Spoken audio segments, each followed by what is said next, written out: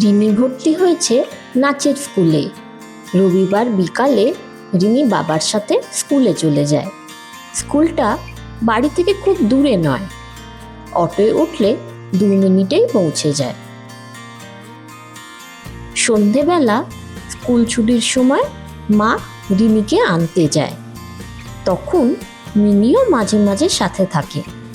ফেরার পথে অনেক সময় দুজনকে টুকটাক খাবারও কিনে দেয় মা। নাচের স্কুলের বাইরেই ফুচকা, ঘুগনি, আইসক্রিম বিক্রি হয়। এক একদিন আইসক্রিম খেতে খেতে মার হাত ধরে রিনি মিনি বাড়ি ফেরে। একদিন মিনি ফুচকা খাবে বলে বায়না জুড়ে দিল।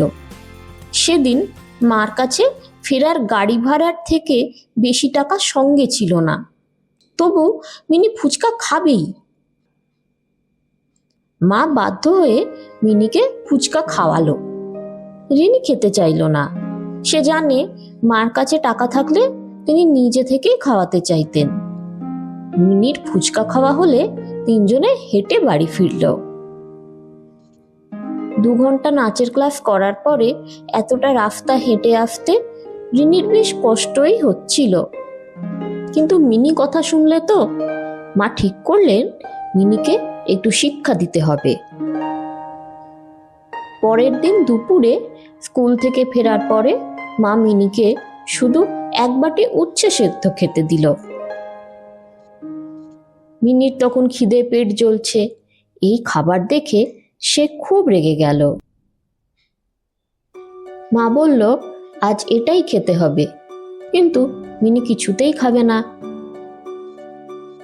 তখন মা বলল, কাল যে আমি তোমার অন্যায় আবদার মেনে নিলাম, আজ আমার আবদারও তোমায় মেনে নিতেই হবে। পুরো বাটি ফাঁকা করে খেয়ে নাও। মিনি ঠোঁট ফুলিয়ে বলল, কিন্তু আমি এত উচ্ছে কি করে খাবো? খাওয়া যায় নাকি?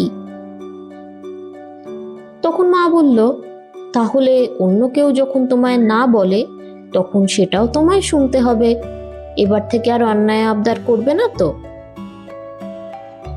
মিনি বলল, আমার ফুচকা খেতে ইচ্ছে হলে আমি বলবো না? মা বলল, কেন বলবে না?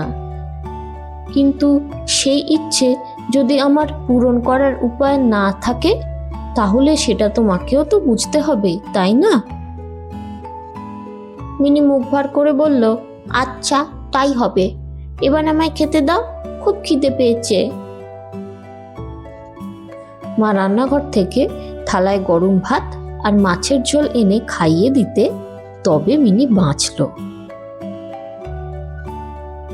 তাহলে এই গল্পে মিনি শিখল যে এমন বায়না করা ঠিক নয় যার জন্য অন্যের অসুবিধা হতে পারে।